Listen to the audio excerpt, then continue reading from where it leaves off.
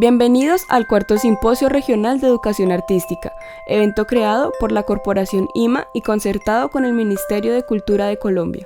A continuación se presenta la ponencia, la experiencia del mockumentary como herramienta de reflexión y creación en la Cátedra de Psicología de la Forma de Diseño Gráfico, a cargo del Magíster Óscar Javier Sandoval Rodríguez.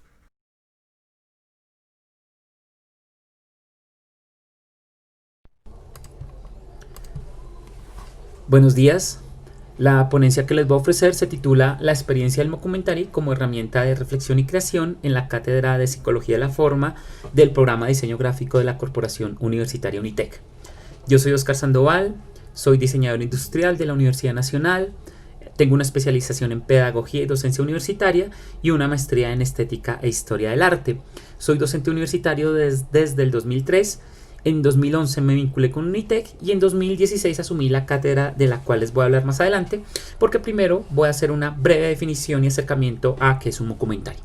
Como tal, un mockumentary es un falso documental, ¿no? Es una pieza audiovisual que va a tomar elementos técnicos y narrativos y compositivos de los documentales, tratando de hacer pasar como reales hechos de ficción, desdibujando esta línea entre qué es lo real que me muestran y qué es lo ficticio. Van a haber otros documentales que deliberadamente se van a mostrar como falsos y su propósito es precisamente eso, como parodiar un hecho, burlarse de un hecho o criticar un hecho. El precedente para los mockumentaries es La Guerra de los Mundos.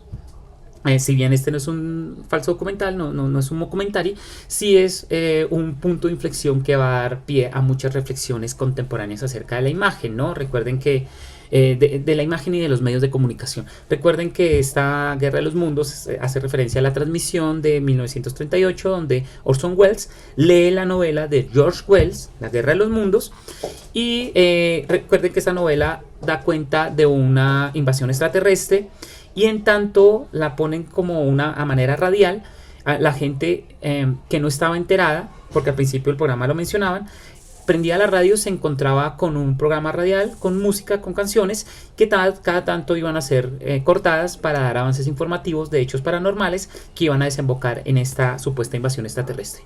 Hubo mucha gente que asumió esta transmisión como real, colapsaron los mecanismos de emergencia esa noche del 31 de octubre y quedó en evidencia la vulnerabilidad que tienen los espectadores en la contemporaneidad frente a los medios de comunicación. El poder de los medios de comunicación como legitimizadores de lo que es verdad y lo que es ficción, y a la vez como en esta contemporaneidad esa brecha entre lo que creemos y lo que nos ocultan o lo que es manipulado se hace cada vez más difusa. El mockumentary como tal, como lo mencionaba, va a tomar los códigos del género documental. Por ejemplo, en esta idea del narrador con una voz particular, pero también con un texto escrito de una manera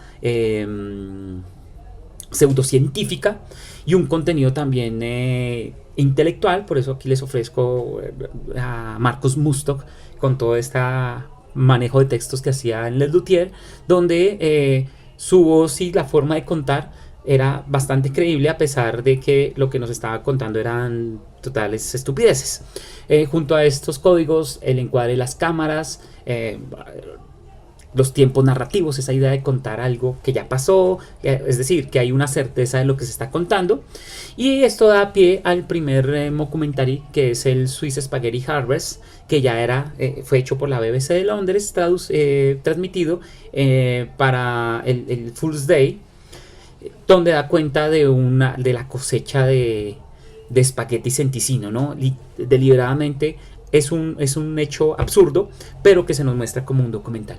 Y en ese sentido hay una tipología de falsos documentales, al menos la que voy a coger para la explicación, es la de Wayne Richter, donde hay unos documentales que deliberadamente son falsos, o también se llaman de construcción, que en tanto son falsos, tratan y se van a hacer pasar como verídicos. El caso de Operación Luna, este falso documental que va a hablar de cómo Stanley Kubrick trabajó para Richard Nixon en el montaje del alunizaje del 69, ¿no? Que si alguien lo toma por desapercibido, lo va a creer como verídico. La publicidad que se le hizo, el documental previo a la película de La Bruja de Blair, este documental que daba cuenta de estos muchachos que se perdieron y que, bueno, y la gente dando su comentario de que sí, que los habían visto, que sí, que se fueron, que estuvieron acá, etcétera, para luego dar pie a que aparecieron los videos de estos chicos desaparecidos, y eso era lo que se iba a proyectar en cine. Otro tipo de documentales es el de parodia, es decir, este de arranque ya sabes que es ficticio, de que es falso, porque lo que hace es exagerar todos los mecanismos de los medios los medios documentales, ¿no? La idea, el narrador va a ser más exagerado, los comentarios van a ser más exagerados, y junto a que es exagerado, lo que están contando de por sí ya es absurdo, ¿no? Les cito aquí el caso de el chiste más gracioso del mundo de los Monty Python, donde es un documental que da cuenta de que los británicos en la Segunda Guerra Mundial, para combatir a los alemanes, desarrollaron el chiste más gracioso, tan gracioso que te mataba de la risa. De tal razón, ellos ganan la guerra traduciendo ese chiste del alemán y yendo por los campos de guerra leyendo ese chiste de manera leyéndolo para que los alemanes lo escucharan y cayeran muertos. Algo también hizo aquí muy similar en Anónimos, Santiago Moure, con casos. En Anónimos daba cuenta así de casos súper absurdos. Por ejemplo, estaba el de Oscar no paga la renta, donde el tipo era así como el guasón que cuando está nervioso le dan ataques de risa, y en un ataque de risa muere cuando le van a cobrar la renta. Y otro tipo de documental, de falso documental, es el de crítica, donde también de arranque se exageran los mecanismos narrativos, los mecanismos del documental, pero el trasfondo sí es un hecho real, por eso tiene como el propósito de crítica.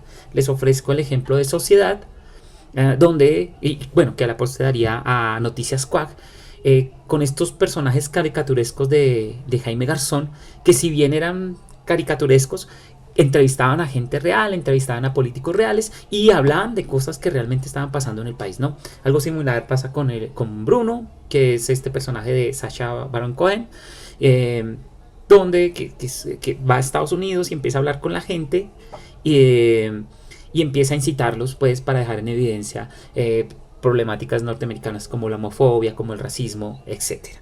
Bueno, como les dije, era una introducción muy rápida. Hay un montón de comentarios, hay mucho para ver, pero ahora con esta pequeña introducción pasemos a hablar de la Cátedra de Psicología de la Forma. Por otra parte, la Cátedra de Psicología de la Forma está dentro de un componente del pénsul que se llama Expresión, Comunicación, Teoría e Historia del Diseño, y puntualmente dentro de una línea de materias teóricas que como tal pretendan generar un discurso, una epistemología de la imagen y un carácter crítico frente a la imagen, ¿no?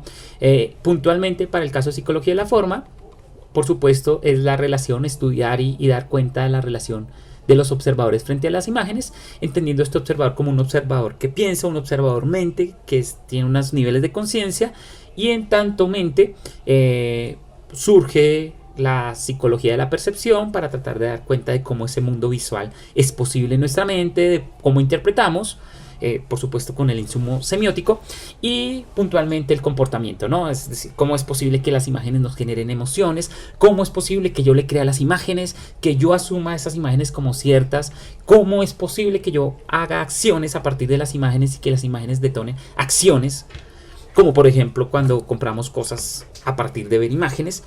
Y en este sentido surgen unas preguntas críticas de clase que van a dar pie a la reflexión dentro de los documentales. Es decir, me va a permitir leerlas. Dice: ¿estamos preparados para discernir lo que es real de lo que es ficción en la información que nos presentan los medios de comunicación? ¿Dudamos de las imágenes? ¿Las cuestionamos y o las indagamos o sencillamente las consumimos, ¿no? Y esto viene a lugar al momento histórico donde estamos siendo bombardeados por imágenes, donde vemos una cantidad de imágenes y nos hemos vuelto unos consumidores, pero unos consumidores que no masticamos, ¿no? Pasamos una imagen y pasamos otra, damos credibilidad, asumimos ciertos hechos, pero no vamos más allá, no indagamos, ni generamos diálogos críticos con la imagen. Y en ese sentido el mockumentary lo asumimos lo estudiamos no como un género, es decir, nuestro propósito como tal no es hacer documentales y salir como documentalistas o mockumentaristas, sino nuestro estudio es desde el discurso, cómo se construyen esos discursos y cómo es posible que un discurso sea manipulado.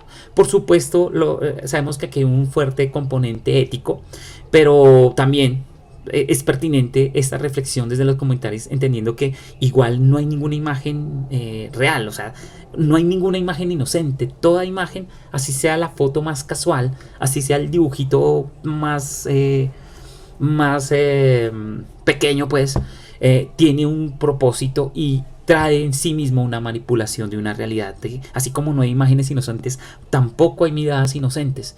Y en ese sentido, los mockumentaries es un pequeño simulacro, un pequeño juego de este mundo de la realidad a través de las imágenes. Bien, con estas premisas implementamos en 2016 el primer ejercicio de mockumentaries. Esto dentro de la búsqueda de didácticas que hicieran significativo todos estos contenidos teóricos. La clase es una clase teórica. Tenemos un fuerte insumo teórico durante el primer y segundo corte, para en el tercer corte, las últimas 4 semanas, hacer este ejercicio que propendiera más por este tipo de reflexiones, ¿no? En esta primera prueba piloto se hicieron 14 falsos documentales. No se puso un tema como tal. De hecho, al ser piloto, el piloto era, bueno, hagamos documentales falsos, a ver cómo nos va y cómo tratamos de poner en juego toda esta discusión que hicimos durante el semestre. De tal razón no hubo como unas premisas muy básicas. Les voy a mostrar, por supuesto, una pequeña muestra de este primer ejercicio, pero no se los muestro completo por una razón, y es que por ejemplo, no pusimos duración, entonces terminaron siendo documentales larguísimos de 4 o 5 minutos.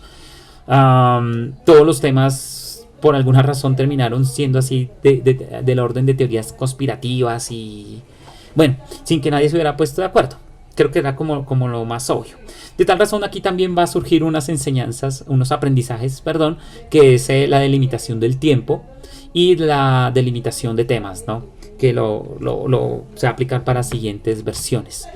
Les voy a mostrar aquí un fragmento. Es muy corto porque, como les digo, el documental es muy largo.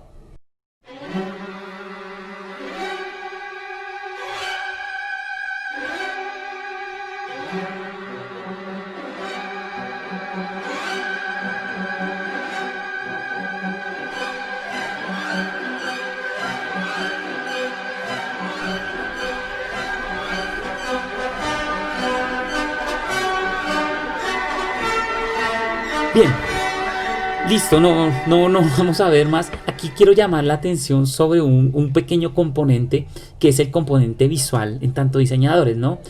La historia aquí va, como el nombre lo dice, una cervecería nazi. Ellos van a hacer un falso documental que relaciona a Bavaria, a la cervecería Bavaria, con unos orígenes, en tanto pues es cierto que los orígenes son alemanes, con además orígenes nazis, y bueno, hay una suerte de teorías de conspiración. Pero para poder anclar esta idea, hacen una modificación en el logotipo de Bavaria, que es muy sutil. Es decir, que si uno no lo conoce o uno lo mira desapercibidamente, puede pasar de una manera desapercibida, y es la relación de las águilas del logotipo de Bavaria con el del logotipo de los nazis, ¿no? Con la simbología nazi. Y digo, quiero llamar la atención porque ese es el tipo de reflexiones que nos interesan en la clase. O sea, son esos pequeños detalles que uno, cuando ve comunicación visual, no le pone atención, sino que son fácilmente consumidos y en los cuales podemos fácilmente caer en errores de interpretación. Luego de esto, entramos a una segunda experiencia, a la cual ya delimitamos un tema y delimitamos un tiempo. Estos documentales desde aquí y hasta la fecha han sido de 2 minutos. Han funcionado muy bien, además por la cantidad de documentales que hemos tenido. Por ejemplo, en esta ocasión fueron 32. A razón de 2 minutos es un poquito más de 1 hora, que es un buen tiempo. Más de eso es bastante agotador.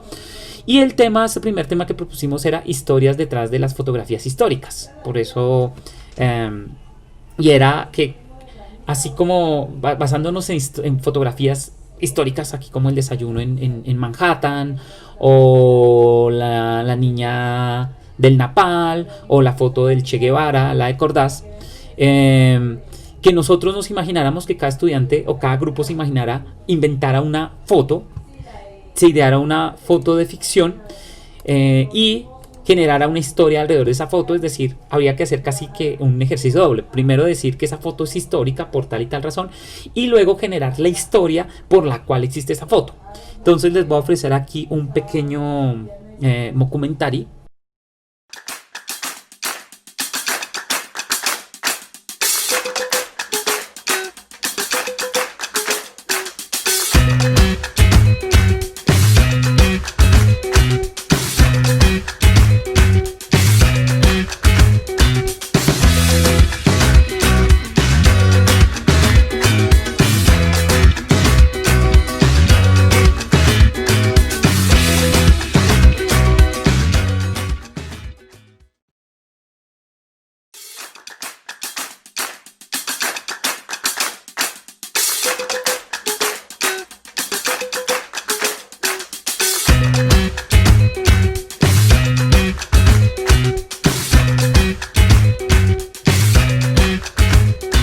Ok, si bien son documentales cortos, de 2 minutos, por la duración que tenemos para la ponencia, no les voy a poder mostrar documentales completos, voy a mostrarles fragmentos y paralelamente voy haciendo comentarios. Para este caso específico, por supuesto, la foto ficticia es la de este niño en un vaso de McDonald's, como en una campaña altruista, plausible para una empresa como esta. La campaña, por supuesto, es falsa. Y bueno, algo interesante de esta pieza es ese juego de documental, pero a la vez documental publicitario, ¿no? Que es también plausible dentro del tipo de estrategias que hace una marca como estas, ¿no? Y ahí encontramos en el documental esos dos lenguajes. Este ejercicio traía eso, el hacer la imagen. Por lo tanto, tuvimos un material físico, la fotografía, para hacer una exposición fotográfica paralela a la entrega de los documentales. Por supuesto, todas las fotos son falsas y vienen acompañadas de una ficha técnica también que da cuenta como del hecho. Es decir, el autor que aparece, el fotógrafo, pues es un fotógrafo ficticio en las fechas donde se fueron tomadas esas fotos. Que dan cuenta, por ejemplo, de casos reales. Por ejemplo, en esta da cuenta del Palacio de Justicia, y eso también arrojaba que los estudiantes tenían que reflexionar sobre la estética de cómo debería ser esa foto, o sea, cómo son esos parámetros plásticos, si es una foto de 1985, cómo es el grano, cómo, si aparece en un periódico, cómo se debería ver, ¿no? Por supuesto que es un montaje entre ellos, y la foto, de hecho, no la tomaron en Madrid, aquí en el pueblo.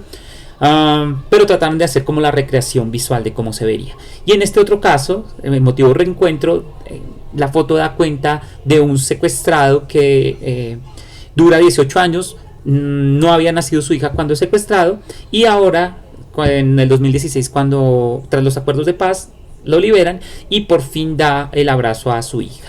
De tal razón, aquí tenemos dos personas familiares de una estudiante tratando de recrear ese momento junto al mock-up en el que estaban en esta imagen. Bien, para la siguiente experiencia decidimos recrear una diégesis completa, un contrafáctico, a partir de un hecho real que es la expedición botánica. De hecho, la llamamos la Real Expedición Taxonómica, y era plantear que en esta expedición botánica, como la conocemos en la actualidad, hubo también un ilustrador especializado en fauna. Lo llamamos Fernando Aníbal Velázquez, y le dábamos un origen español. De tal razón, cuando empieza toda los conflictos de insurrección que desembocarían en la independencia de Colombia, pues este ilustrador de origen español estaba en contra de la mayoría de los ideales de los que estaban dentro de la expedición botánica. De tal razón, el trabajo de él fue ocultado, ¿no? Y se omitió, y por eso se terminó llamando expedición botánica. Esta diégesis nos permitió plantear que en 2018, más de 200 años después, las ilustraciones de este ilustrador ficticio salían a la luz pública y podíamos empezar a conocer estos animales que él había encontrado. Pero además, suponiendo que muchos de estos animales ya habían desaparecido o después no se habían dejado ver. De tal razón, cada documental planteaba investigar, a partir de estas nuevas ilustraciones encontradas, indagar qué había pasado con cada una de estas especies. Veamos un fragmento.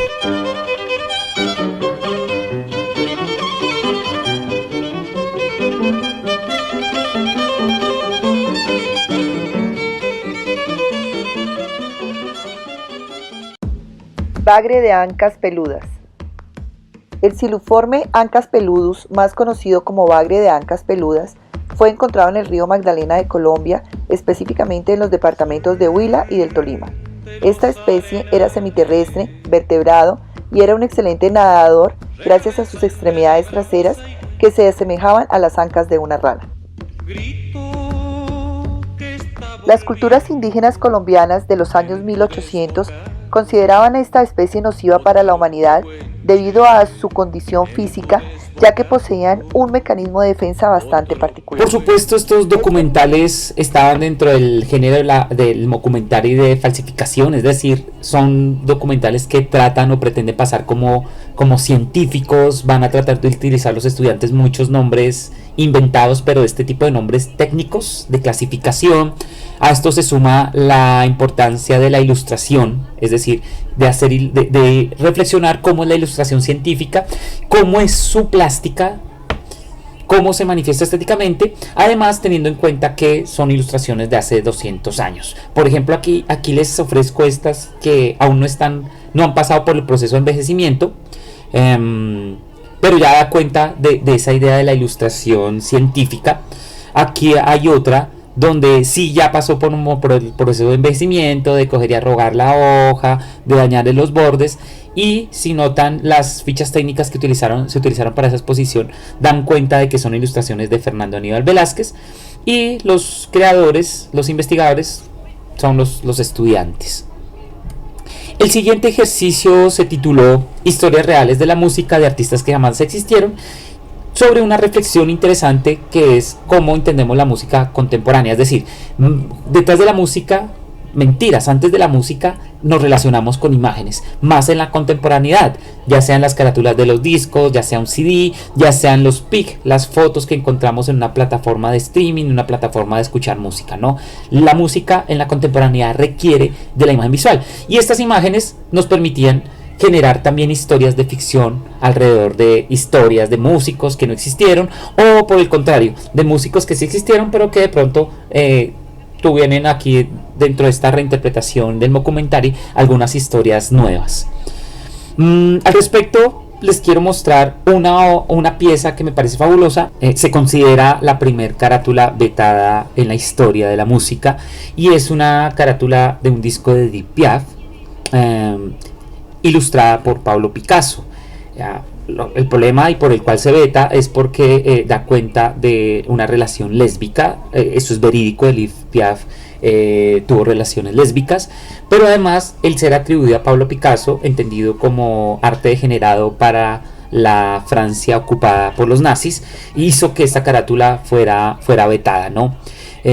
Para argumentar la historia, también ellos hicieron las cartas de las amantes, dando veracidad al hecho, y son cartas que también fueron hechas por ellos apoyados de su clase de tipografía, es decir, ellos hicieron los textos, los tradujeron al francés y luego los reprodujeron, y el documental va a tener una serie de piezas que van a dar cuenta de la veracidad de esta historia totalmente ficticia. Realmente las historias que se armaron en esta versión de los mockumentarios fueron fantásticas. El tema da para explotar mucha la creatividad. Como los videos requerían de música, no voy a ofrecerles fragmentos para evitar que de pronto se vaya a bloquear el video en YouTube.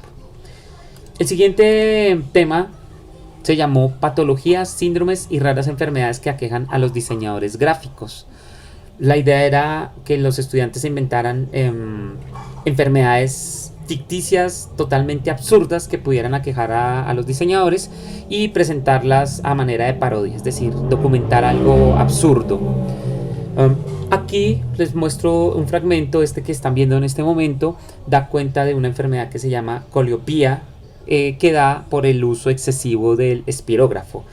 Al usar mucho el espirógrafo, el ojo empieza a separar los colores a manera de CMYK, y la solución para esto es contrarrestarlo con el RGB, es decir, usando estas gafas de tercera dimensión antiguas. También les voy a mostrar otro fragmento que se los voy a dejar más tiempo, que me parece interesante porque, como les había mencionado anteriormente, estábamos trabajando paralelamente con la entrega final de la clase de Ilustración 2. Por lo tanto, este fragmentico que van a ver a continuación da cuenta de un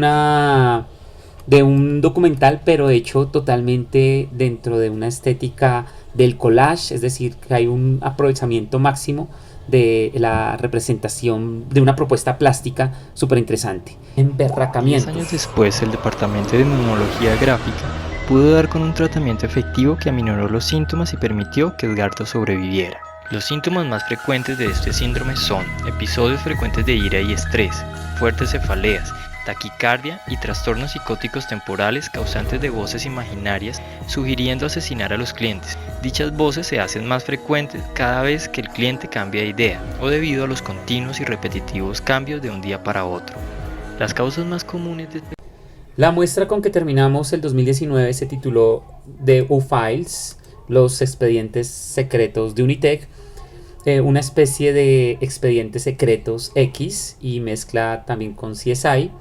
Los estudiantes inventaron unos casos paranormales dentro del contexto de la universidad, y todos los documentales procuraban explicar la razón o qué se sabe o qué se ha averiguado de estos casos secretos, como si fueran unos expedientes que después de tanto tiempo se desclasifican y a los cuales podemos acceder. Esta muestra está disponible en YouTube por si la quieren visitar. Yo voy a dejar el link al finalizar esta ponencia. Por supuesto, muy invitados para que pasen y miren los trabajos de los compañeros. El último tema que tuvimos se tituló Soluciones para todo menos para el fin del mundo, muy acorde a la situación que estamos viviendo de la pandemia. Nos pusimos a analizar cómo se manejaba la información al respecto. Notamos que había siempre como un inicio de información que era de alerta, de estar atentos, de exponer el problema, la enfermedad. Y luego venía como un segundo momento de más calma, donde se daban los pasos, que usualmente eran pasos sencillos. Y a partir de eso, los temas que se propusieron fueron formas de cómo se podía terminar el mundo, saliéndonos de los convencionales, ¿no? De los que nos da el cine, para que los estudiantes hicieran esos mismos dos momentos, como generar la angustia, pero luego dar los pasos de solución. Esta última entrega tuvimos que hacerla, por supuesto, de manera virtual, así que los videos los pueden encontrar en YouTube para que por favor los visiten y nos den sus comentarios.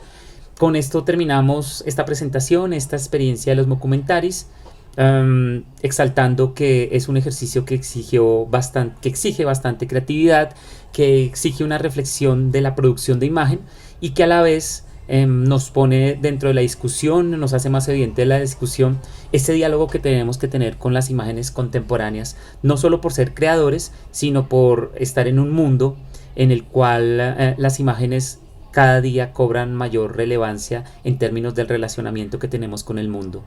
Muchas gracias, esperamos que les haya gustado.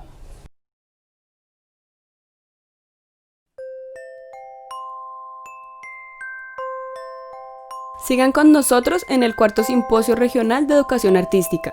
A continuación se presenta la ponencia Eco del reflejo de la corporeidad capturadas en la pantalla, a cargo de la candidata a Magíster Gloria Estela Sáenz Gutiérrez. Bueno, buenos días. Mi nombre es Gloria Estela Sáenz Gutiérrez. Soy licenciada en Artes de la Universidad Distrital Francisco José de Caldas. Realicé estudios en la Universidad Nacional de las Artes en Buenos Aires, Argentina. Estudios de especialización y maestría, en donde el tema de investigación fue el abordar dispositivos tecnológicos en las prácticas de la educación artística en relación a los procesos de básica secundaria. Con lo anterior, doy inicio haciendo como un paneo frente a las palabras claves que convocan esta investigación, que inician bajo un reconocimiento y reinvención de la corporeidad, donde emplea un soporte muy particular que es el espejo y su reflejo, y un dispositivo muy cotidiano pues para los estudiantes de la Escuela Tecnológica Instituto Técnico Central, que es el smartphone, ¿sí? El smartphone también entendiéndolo desde la aplicación que proporciona, que es el video, ¿sí? Y a su vez estos conceptos, estos soportes, estos dispositivos se adoptan como medio, como lenguaje artístico, la videodanza y la videoinstalación. Entonces, con lo anterior, pues es un proceso que inicia en la escuela tecnológica con los estudiantes de grado 10º, teniendo como carga horaria 1 hora a la semana con estos grupos. Entonces, pues es un tiempo corto pues para abordar este tema, pero se puede decir que durante 5 años que se realizaron estos ejercicios, se realizó esta investigación, pues tuvo unos alcances muy significativos tanto para la institución y yo creo que en lo que se hace con todos los maestros, pues una incidencia importante para lo que significa la educación artística en Colombia. Bueno, para dar como un contexto de la estructura de cómo se consolida este proceso de creación, adopto el todo y la parte que Calabrese hace alusión en su libro La Era Neobarroca, ¿sí? En el capítulo Detalle y Fragmento. ¿Por qué adopto estos dos términos? Porque estos términos nos permiten hacer una descripción de un fenómeno cultural, ¿sí? Perteneciente a nuestra época, pero además nos permite ilustrar el método en el que se hizo ese proceso, ilustrar también la manera en que se reflexiona frente a ese proceso en sus formas de producción, recepción y circulación.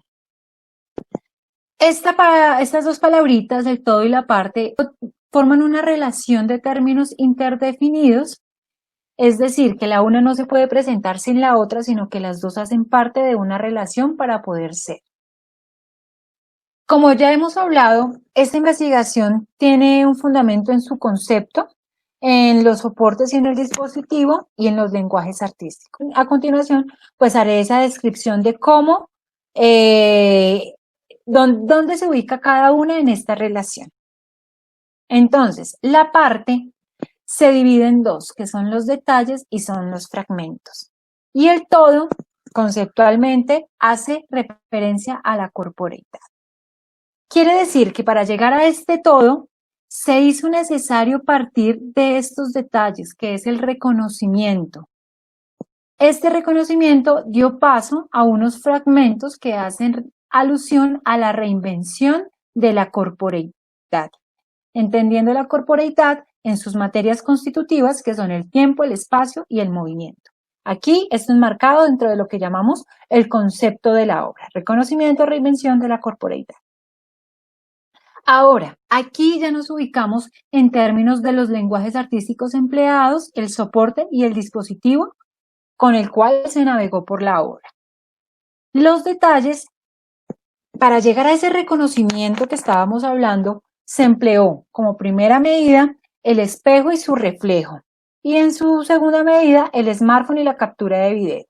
Para ello se realizaron ejercicios, transformaciones y creaciones que permitieron dar continuidad a estos fragmentos que ubicados aquí se llaman videodanzas, ¿sí? Surgen 5 videodanzas durante estos 5 años de producción, no lo llamemos producción, sino de trabajo creativo.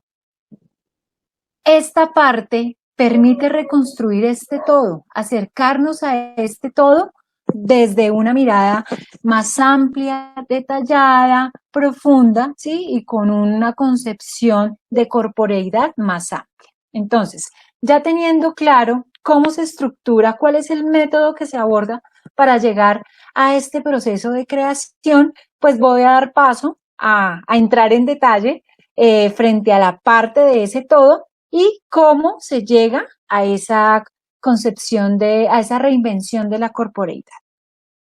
Entonces, iniciamos con los detalles que nos permite el reconocimiento de la corporeidad frente al espejo, un soporte análogo.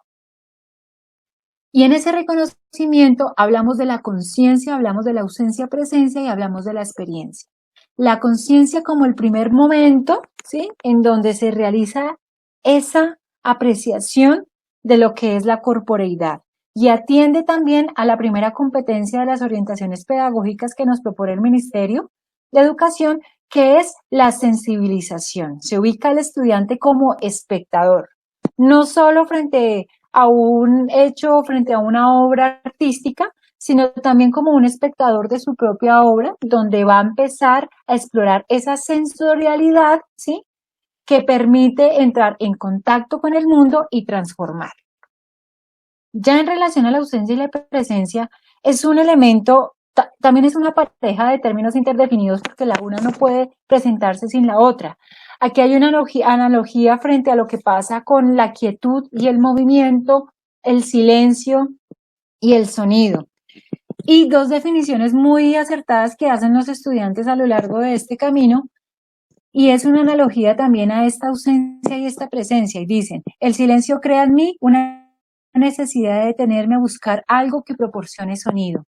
El silencio es sinónimo de análisis, que suscita la presencia de pensamientos. Entonces aquí ya hay una conciencia frente al silencio, frente a la quietud, y que esa carencia también trae consigo esos pensamientos, ¿sí?, que esos pensamientos son tomados para la creación, para el trabajo simbólico. Y esta experiencia que surgen de estos dos primeros, pues permite ya dar continuidad y en palabras de los estudiantes, surge la necesidad de captar esos movimientos, esos transcursos, llevar esas materias constitutivas de la corporeidad, pues a otro soporte, ¿sí?, que ya no sea algo análogo como lo es el espejo, sino a un dispositivo que es el smartphone.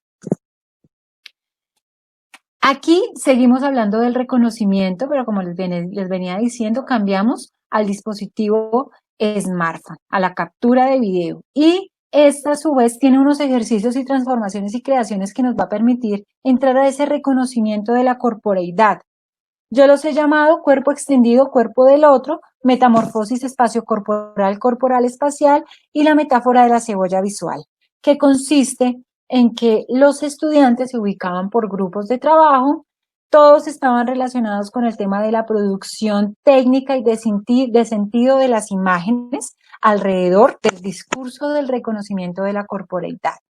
Traigo aquí algunos ejemplos, algunos ejercicios que se desarrollaron y que acuérdense que estos son insumos importantes para crear esos fragmentos que son las videodanzas.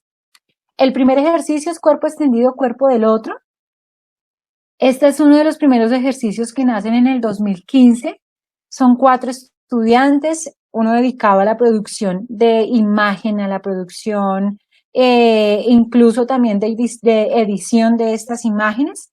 Ya se prolongan en el 2015, 16, 17, 2008. Y aquí el objetivo es que el estudiante, el grupo de estudiantes, haga un movimiento que nace de lo individual, pero se extiende al cuerpo del otro, ¿sí? Genera un movimiento, invita a continuar, ¿sí? Entonces, esta serie de ejercicios, pues no solo permiten ese reconocimiento de la corporeidad, sino también entendiendo la corporeidad como esos elementos que enuncian ese interior, ¿sí?, que se transpone en un lenguaje artístico como tal, que en este caso es el video. Y este es un ejercicio muy particular porque ejemplifica también esas vivencias que ellos tienen dentro de su formación académica y técnica en la institución. Son estudiantes que están estudiando electromecánica, mecánica industrial, diseño, y hay un pensamiento, una forma de pensar diferente, ¿sí? No por eso ajena, sino que también es válida. Entonces siento que esto ejemplifica esos objetos funcionales y pasan a ser funciones corporales que generan una imagen muy bella y muy armónica.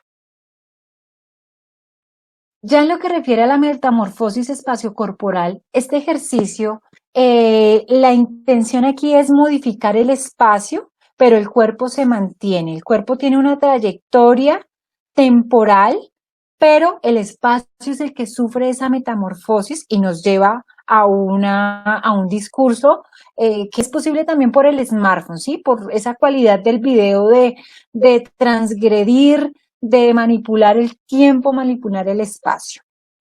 Y en relación a la metamorfosis corporal espacial, hace alusión a la transformación del cuerpo, ¿sí? Entonces, en este caso es más visible, son 2 cuerpos, pero estos 2 cuerpos van cambiando a medida que el movimiento, ¿sí?, se va dando y va haciendo una danza. Aquí ya hay una intención de danza más puntual, no es el movimiento como tal habitando el espacio, ¿no? Sino que aquí ya hay un trabajo, por decirlo así, simbólico. Entonces lo que se transforma aquí es el cuerpo y el espacio prevalece. El ejercicio de la metáfora de la cebolla visual hace alusión a esas capas que tiene la cebolla, ¿sí? Unas son más translúcidas que las otras, y cuando estas se superponen, pues genera ese doble en el cuerpo, ¿sí? Ese doble que se extiende, que en un momento pierde la referencialidad de donde viene, pero vuelve a esa condición indicial. Entonces es un ejercicio de capas, de superponer esa corporeidad y de generar esa paleta cromática, esos múltiples yos, múltiples texturas bajo el cuerpo, bajo la corporeidad. Entonces es un ejercicio que implica, sí, un trabajo de edición de video particularmente. Aquí también se indagan las materias constitutivas de la corporeidad, que son tiempo, espacio y movimiento, ¿sí? Y obviamente aquí también tienen un peso importante el estudiante como espectador, porque tuvimos influencias como Maya Deren, el ballet triádico de la Bauhaus, hablamos también de Norman McLaren, y aquí el estudiante, ya teniendo esa sensibilización, se ubica como creador, ¿sí? Ya estamos hablando aquí de unos ejercicios, pero que tienen una intención simbólica que nos va a permitir llegar a eso que es la creación colectiva desde esa particularidad. Acá hago como un paréntesis importante porque en este momento de reconocimiento de la corporeidad, en uno de los congresos donde se socializó este proceso, surge una pregunta que es: ¿en qué momento el movimiento se convierte en danza? Y es una pregunta que yo se la devuelvo a mis estudiantes, y ellos desde su experiencia, desde esa conciencia y desde esas ausencias presencias, definen que esta transición se da cuando la presencia de la corporeidad es motivada por un pensamiento, una intención, un sentir, cuando se evidencia que la danza es hacedora de sentimientos. Y aquí no solo recojo una voz particular de un estudiante, sino que recojo las voces y las reflexiones que surgieron clase tras clase.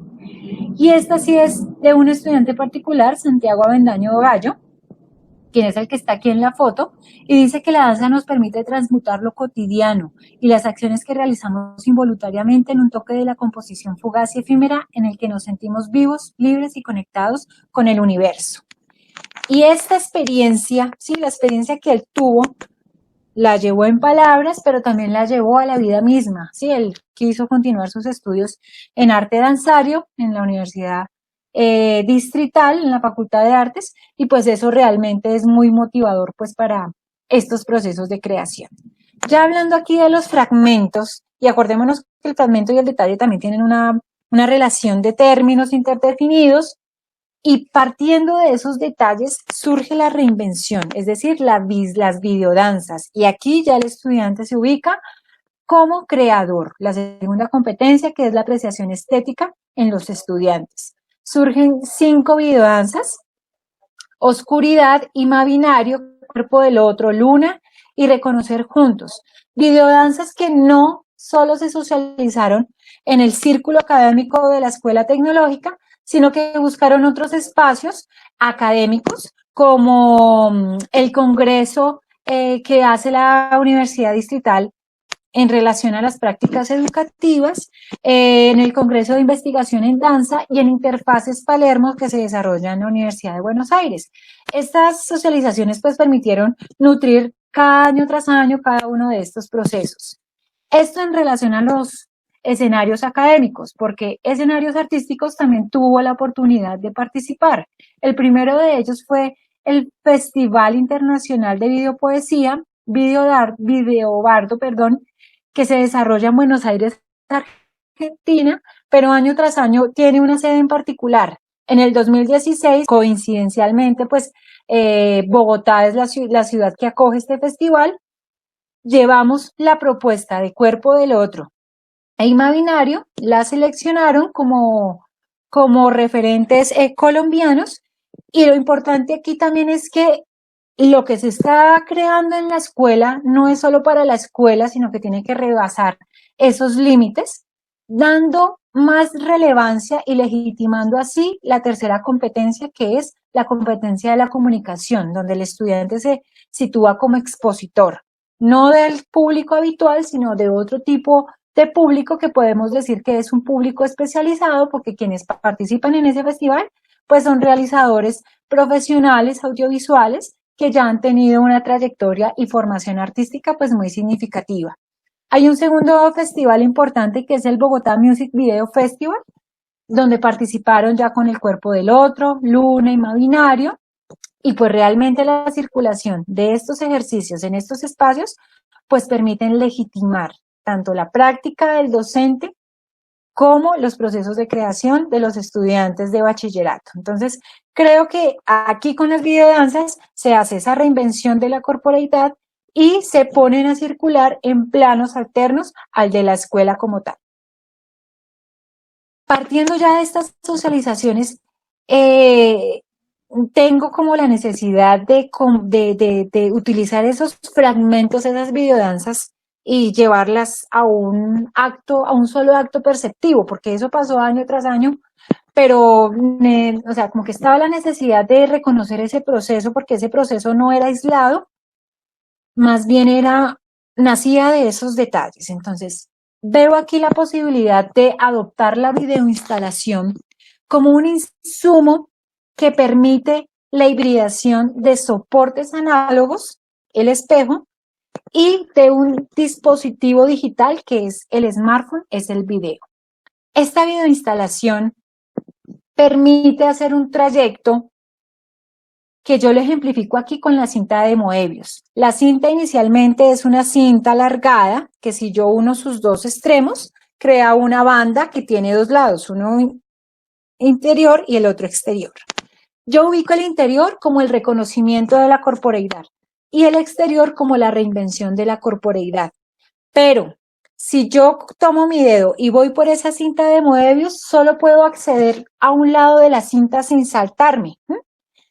Pero, ¿cuál es la virtud de esta figura topológica? Es que si esa cinta alargada yo le hago una torsión y la uno, en un solo trayecto puedo ir al interior y al exterior de la cinta, ¿sí? Es decir, ya no es una cinta bilateral, sino es una cinta unilateral. Y aquí recojo las palabras de la maestra Marota, quien es la que hace este estudio topológico en las prácticas artísticas. Y ella dice, los dos lados de la cinta de Moebius comparten un mismo trayecto.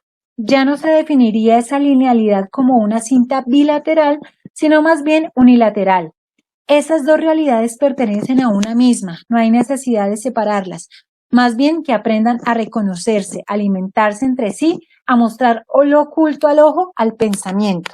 Entonces, cuando nos situamos frente a la videoinstalación, pues me permite hacer ese recorrido en forma de cinta de Moebius, hago ese trayecto hacia el reconocimiento, la reinvención de la corporeidad, ¿sí? De ese proceso creativo de los estudiantes durante 5 años. Hago alusión a esos ejercicios, transformaciones y creaciones y a esas videodanzas, pero en un solo acto perceptivo que es la videoinstalación. Ahora, aquí es importante involucrar al espectador en este proceso y cuando se realiza el catálogo, enunciando cómo se estructura la obra, se hace también en función de que él se reconozca también en ese reflejo. Entonces, se abre ese catálogo, se encuentra ese papel espejo, que se reconoce ahí el espectador y puede entrar en juego con ese reconocimiento. Entonces, la invitación es que él pueda hacer una captura de ese reconocimiento, ya sea en video o en fotografía, y la suba en este código QR y nos comparta su experiencia. Me devuelvo aquí un poco porque esta videoinstalación tiene unos códigos QR que nos permite entrar en contacto, poder visualizar esos ejercicios de reconocimiento y de reinvención. Quiere decir que el reflejo me devuelve mi corporeidad, pero también me devuelve la corporeidad de los otros a través de imágenes digitales, que lo tiene que hacer necesariamente con el smartphone, con el dispositivo tecnológico. Escanea y visualiza esos ejercicios que se realizaron durante 5 años. Quiere decir que el reflejo análogo me manda también un reflejo digital de otros que me convoca. Y bueno, y la invitación también era aquí que el espectador pues interactuara con esas siluetas, con ese papel espejo que estaba ubicado en ese panel blanco, ¿sí? E interactuara con la obra. Y aquí para terminar, que esta videoinstalación y este concepto de todo y parte que se utiliza para describir un fenómeno cultural, Calabres nos dice: aquí se genera una poética de producción de detalles y fragmentos y una poética de recepción de detalles y fragmentos. Entonces, la videoinstalación está inscrita en eso, en la producción y la recepción bajo un soporte análogo y bajo un dispositivo digital. No siendo más, pues quiero compartir con ustedes las memorias de lo que fue esa videoinstalación en la Escuela Tecnológica Instituto Técnico Central en el 2019 y pues daba por terminada y culminada pues este proceso de investigación y pues esta ponencia. Entonces, espero que les haya agradado y bueno, ojalá podamos también hacer algún diálogo frente a este proceso. Muchas gracias.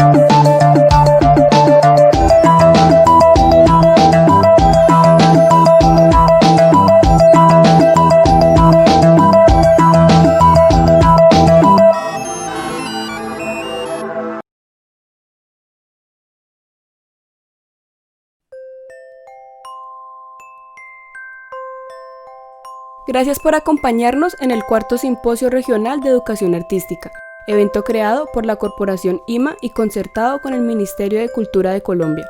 A continuación, la ronda de preguntas se realizará por Zoom, cuyo enlace se encuentra en la página de Facebook del simposio.